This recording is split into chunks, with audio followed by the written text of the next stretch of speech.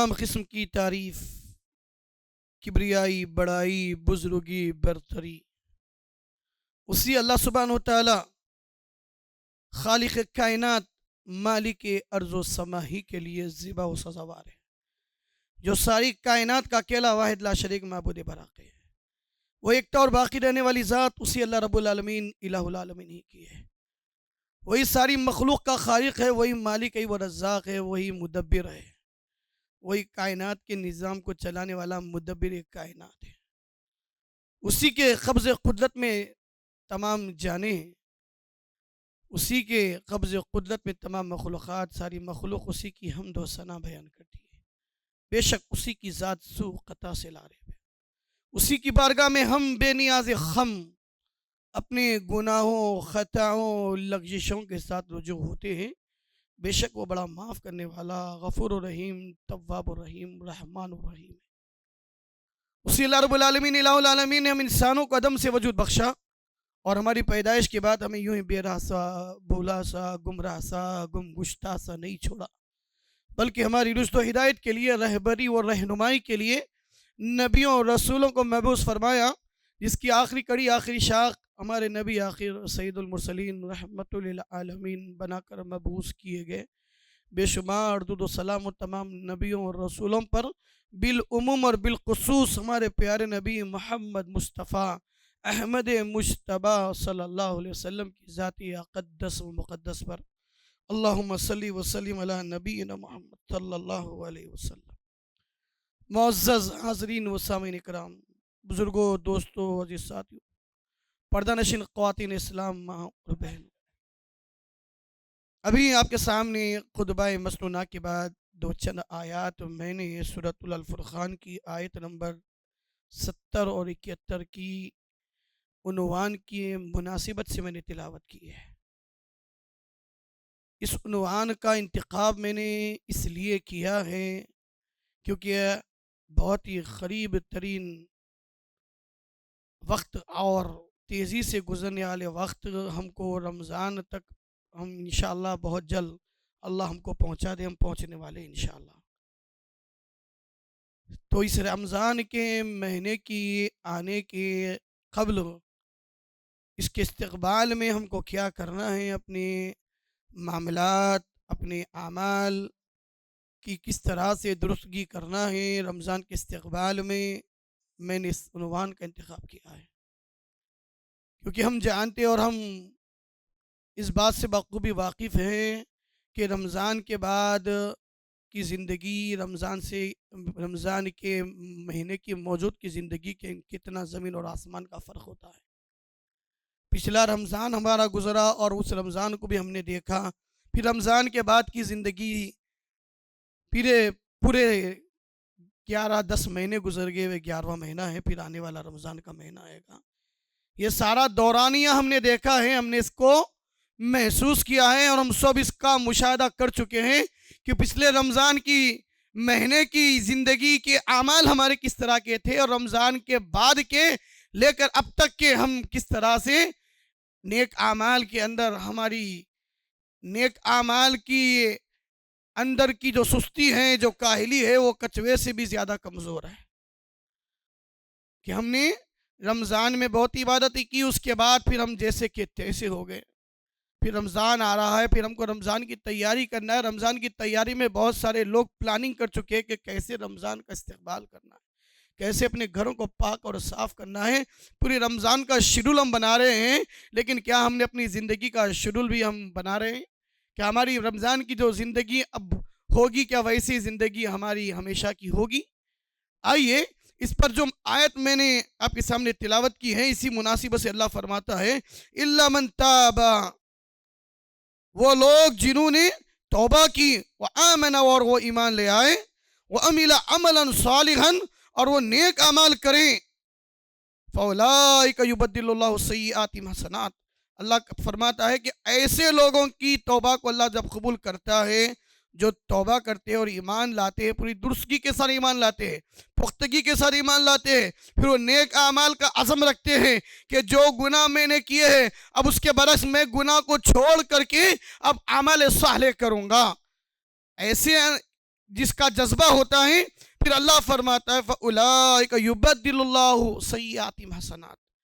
میں ان کے سیئات کو، گناہوں کی سیاہی کو حسنات سے تبدیل کر دوں گا، ان کے گناہوں کو نیکیوں سے تبدیل کر دوں گا۔ وَكَانَ اللَّهُ غَفُورًا رَحِيمًا، اور بے شک اللہ سبحانہ وتعالیٰ بڑا ہی بخشنے والا، معاف کرنے والا ہے۔ دیکھیے، ہماری اپنی زندگی کو تبدیل کرنے کا وقت ہے، جہاں پر ہم گھروں کی پاکیزگی، صاف ستھرائی کا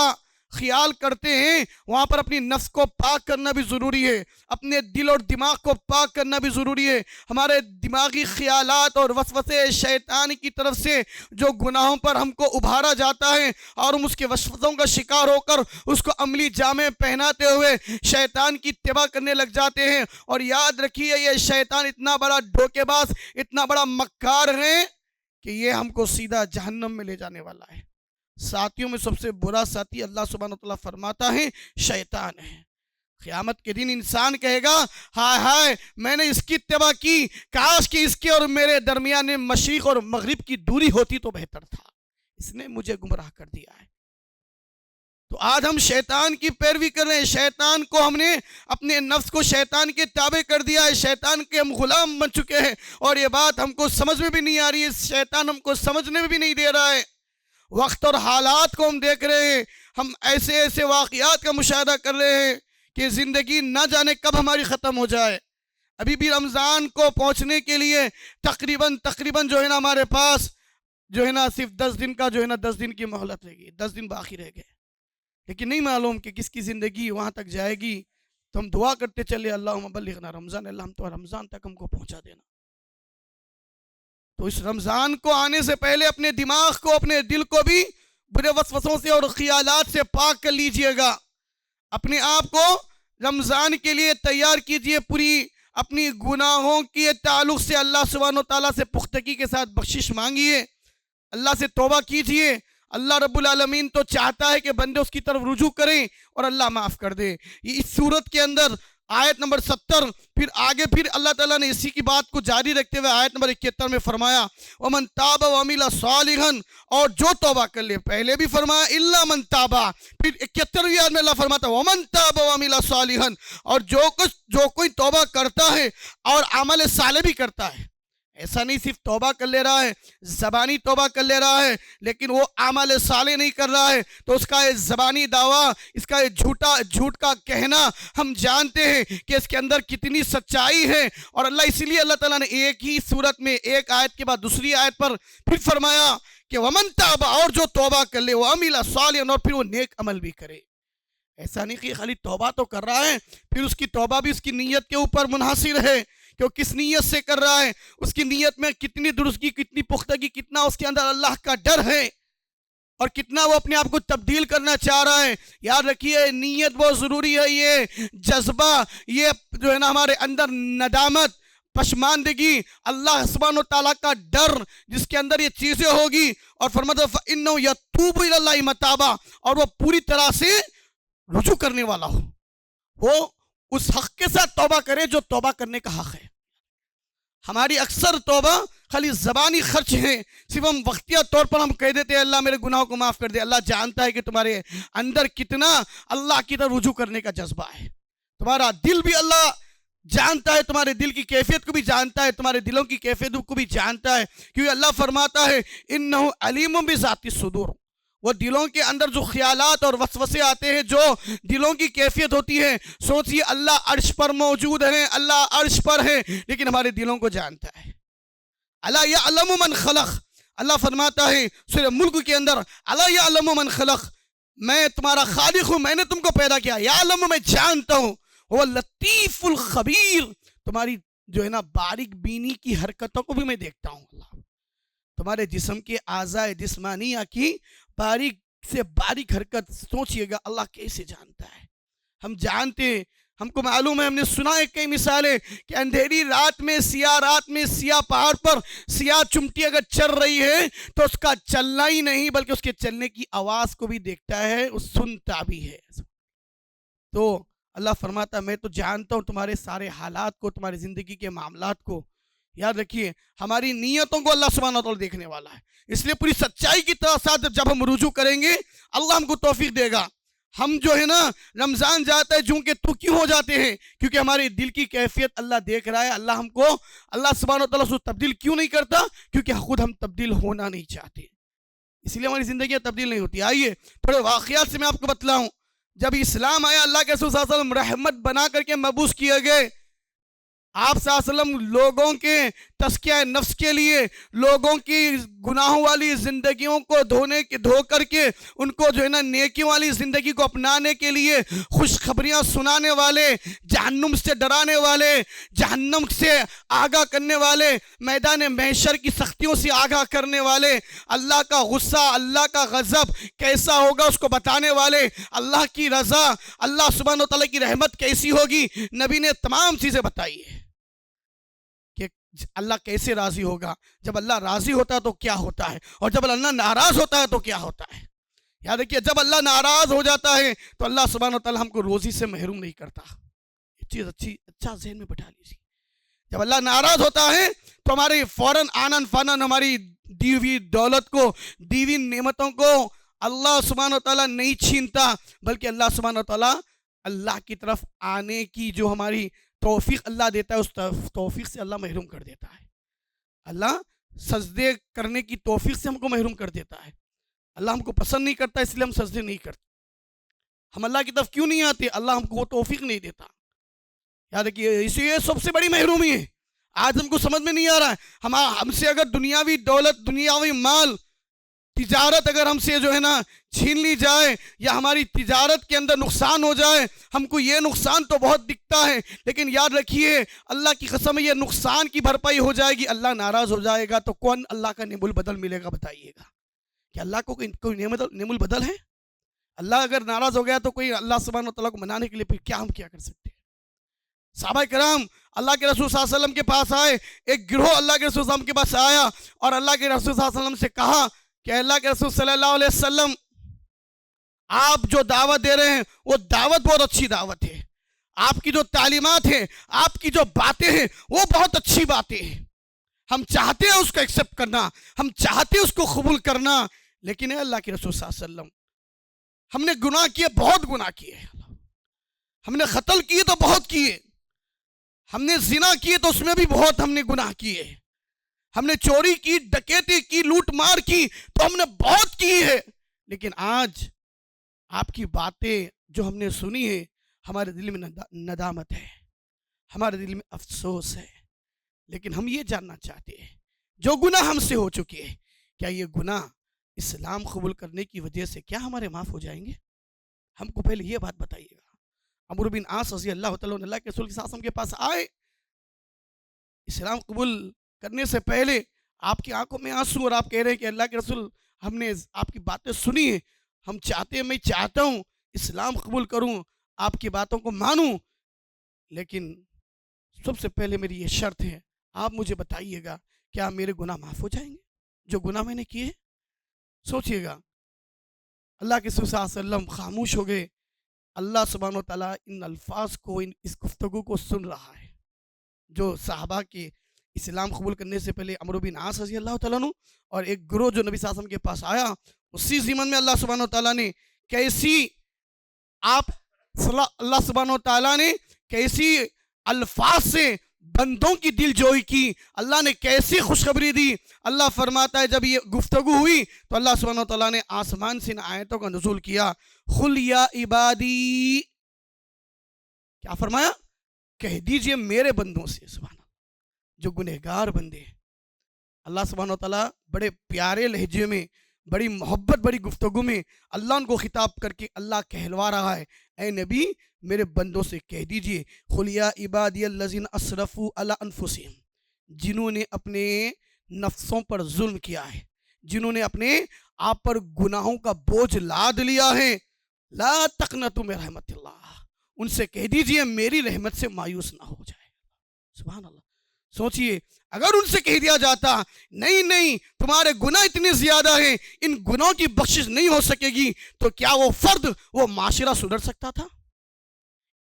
کیا وہ لوگوں کے اندر تبدیلی آ سکتی تھی اگر اپنے گناہوں کے ساتھ آتے اور ان سے کہہ دیا جاتا نہیں نہیں تم نے بہت قتل کیے،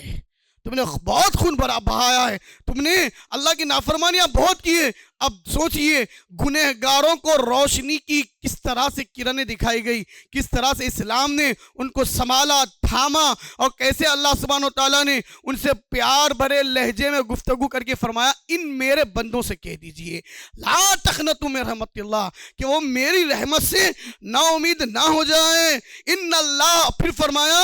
بے شک یغفر الذنوب جميعا، میں ان کے سارے گناہوں کو معاف کر دوں گا۔ سبحان، سوچئے اللہ نے کیا فرمایا، ایک گناہ دو گناہ نہیں، میں ان کے سارے گناہوں کو معاف کر دوں گا۔ سبحان، اللہ چاہتا ہے معاف کر دینا، لیکن یاد رکھیے ان لوگوں کے اندر ندامت تھی، ان کے اندر افسوس تھا، ان کے اندر اللہ کا ڈر تھا، ان کے اندر اللہ کا خوف تھا، ان کے اندر ایک سچا جذبہ تھا کہ پہلے آپ یہ بتائیے کیا ہمارے وہ گناہ جو ہم نے کیے کیا معاف کر دیے جائیں گے؟ تو اللہ سبحانہ وتعالیٰ نے کیا فرمایا، لا تقنطوا من رحمت اللہ، میری رحمت سے نا امید نہ ہو جاؤ، مایوس مت ہو جاؤ، میں ایک نہیں دو نہیں سارے گناہوں کو معاف کر دوں گا۔ اور یہی نہیں، سبحان اللہ، اللہ سبحانہ تعالیٰ کی محبت اپنے بندوں کے ساتھ دیکھیے، اللہ نے یہ بھی فرمایا سورہ فرقان میں الا من تاب وآمن وعمل عملا صالح، وہ لوگ سوائے ان لوگوں کے جو توبہ کرتے ہیں اور وہ اب پھر توبہ کرنے کے بعد ان گناہوں والے زندگی کو خیر آباد کہہ دیتے ہیں۔ کیا فرمایا، اب وہ کیا کرتے ہیں، عملا صالحا، اب وہ کیا کرتے ہیں، نیک عمل کرنا شروع کر دیتے ہیں۔ تو اللہ فرماتا ہے جب ان کے اندر جذبہ اللہ دیکھے گا تو اللہ فرماتا ہے فَأُولَٰئِکَ يُبَدِّلُ اللَّهُ السَّيِّئَاتِ حَسَنَاتٍ، تو میں ان کے بدل دوں گا گناہوں کو نیکیوں سے۔ سبحان اللہ، خالی گناہوں کو معافی نہیں کر دوں گا بلکہ ان گناہوں کو کیا کروں گا، نیکیوں میں تبدیل کر دوں گا۔ وَكَانَ اللَّهُ غَفُورًا رَحِيمًا، اور بے شک میں معاف کرنے والا اور غفور الرحیم ہوں، بخشنے والا ہوں۔ وَمَن تَابَ وَعَمِلَ صَالِحًا، اور جو توبہ کر لے، 71ویں آیت سورہ فرقان، اور جو توبہ کر لے فَإِنَّهُ يَتُوبُ إِلَى اللَّهِ، اور توبہ بھی ویسے کرے جیسے توبہ کرنے کا حق ہے، پوری درستگی کے ساتھ، پختگی کے ساتھ، اپنے گناہوں کی اوپر ندامت کے ساتھ، پشماندگی کے ساتھ، شرمندگی کے ساتھ، اللہ کے خوف کے ساتھ، اللہ کے ڈر کے ساتھ کہ اللہ سبحانہ و تعالیٰ اگر مجھے پکڑ لے گا تو کون بچانے والا ہے، اللہ سبحانہ و تعالیٰ مجھ سے گناہوں کا سوال کرے گا تو مجھے کون بچانے والا ہے۔ یاد رکھیے یہ ہمارا دلی جذبہ یہ اللہ دیکھ رہا ہے۔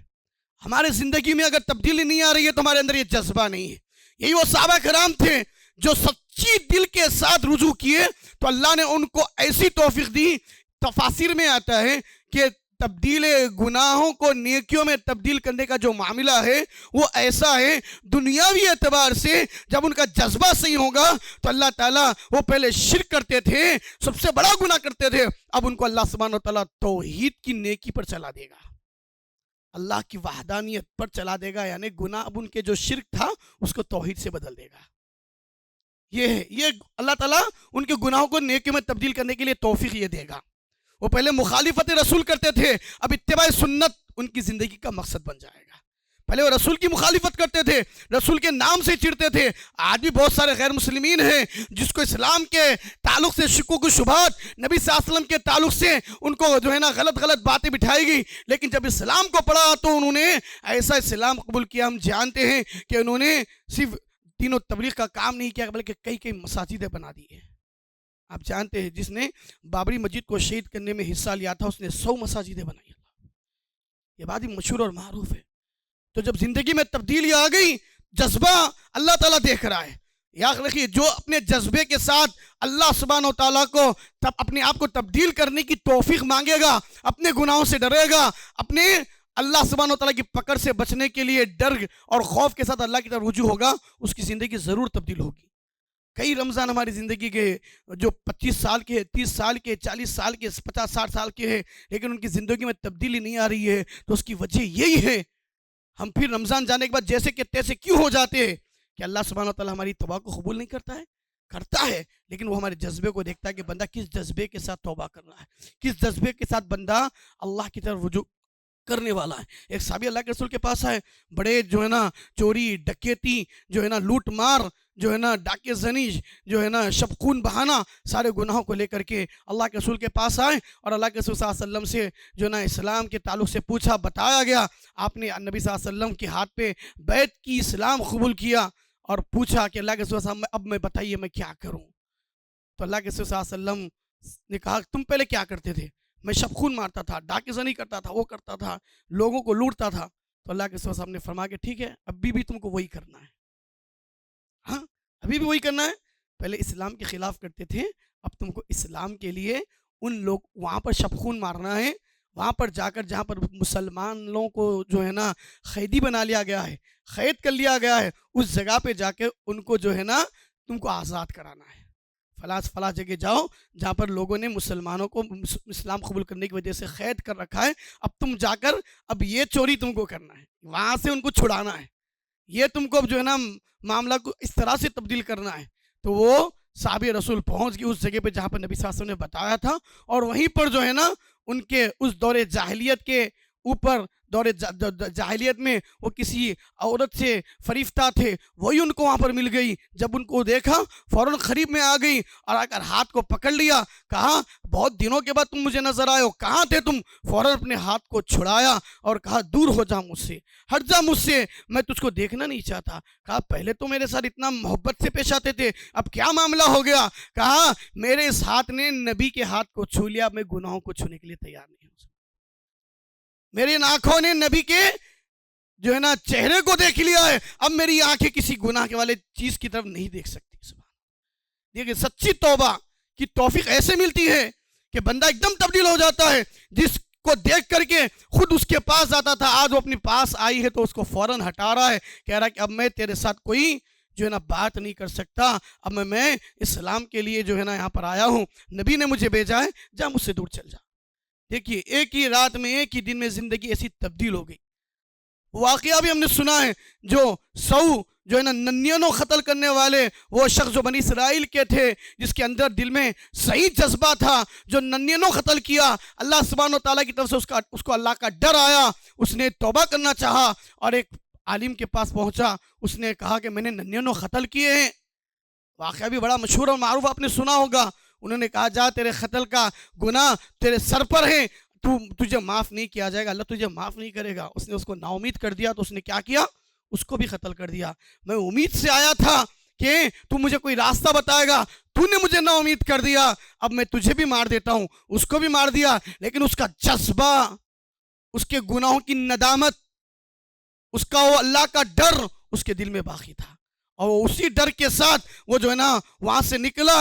تو وہاں پر ڈر اور خوف کے ساتھ جا رہا تھا۔ ایک شخص اور ملا تو اس سے پوچھا کہ دیکھو میں نے 100 قتل کر دیے، کیا میرے گناہ معاف ہو سکتے ہیں؟ تو اس نے کہا کہ اللہ سبحانہ وتعالیٰ چاہا اللہ معاف کر دے گا۔ تو ایسے کر، تو گناہوں والی زندگی کو بھی چھوڑ دے، گناہوں والی بستی کو بھی چھوڑ دے، فلاں بستی کی طرف چلا جا جہاں پر دیندار لوگ ہیں، نیک لوگ ہیں، تو وہاں پر چلے جا۔ اگر تو نیک لوگوں کی صحبت میں رہے گا تو تجھے جو ہے نا اس صحبت کا اثر تجھ پر ہوگا اور ان کے ساتھ اچھا رہے گا، اچھا عمل کرے گا۔ اس نے بتایا وہیں جا رہا تھا، راستے میں ہی اللہ سبحانہ وتعالیٰ نے اس کی روح کو قبض کرنے کے لیے فرشتوں کو بھیج دیا۔ واقعہ آپ نے سنا ہوگا، رحمت کے فرشتے بھی آ گئے اور جو ہے نا جہنم کے فرشتے لے جانے والے بھی آ گئے، دونوں میں آپس میں بحث ہوئی، تو اللہ کی طرف سے تیسرا بھی فرشتہ آ کر کے کہتا ہے یہ جہاں پر جانا چاہتا تھا اور جہاں پر ہیں اور جہاں سے آیا تھا اس زمین کو ناپ لو، جس زمین کو کا یہ چل کر آیا ہے اور جہاں جانا چاہتا تھا جتنا دورانیہ جس کا زیادہ ہوگا اس کو وہاں پر لے جایا جائے گا۔ اگر توبہ والی زمین کی طرف جانا چاہتا تھا وہ دورانیہ اگر اس کا زیادہ ہے تو اس کی توبہ کے لیے اللہ سبحانہ و تعالیٰ کو قبول کیا ہوگا، اس کو جنت کے فرشتے لے جائیں گے، رحمت کے فرشتے لے جائیں گے۔ تو یہی ہوا، اللہ کے رسول فرماتے ہیں زمین کو ناپا گیا۔ اللہ کے رسول حدیث میں فرماتے ہیں کہ جو ہے نا اللہ سبحانہ و تعالیٰ وہ جہاں جانا چاہتا تھا اس زمین کو سکڑ کر اللہ نے اس کے قریب کر دیا تھا۔ دیکھیے اللہ تعالیٰ جب معاف کرنے پہ آتا ہے تو بندے کے دلوں کو دیکھتا ہے، تو جہاں سے وہ آیا تھا اس کا دورانیہ زیادہ ہو گیا، جہاں جانا چاہتا تھا اس کا دورانیہ کم ہو گیا۔ رحمت کے فرشتوں نے کہا کہ یہ اللہ کی رحمت کی زمین کے زیادہ قریب ہے، اس لیے اب ہم اس کو اپنے ساتھ لے جا رہے ہیں۔ دیکھیے گا حالات زندگی تبدیل کرنے والے جب جذبے اللہ کے خوف سے جب آ جاتے ہیں تو اللہ سبحانہ و تعالیٰ زمین کو بھی سکڑا دیتا ہے۔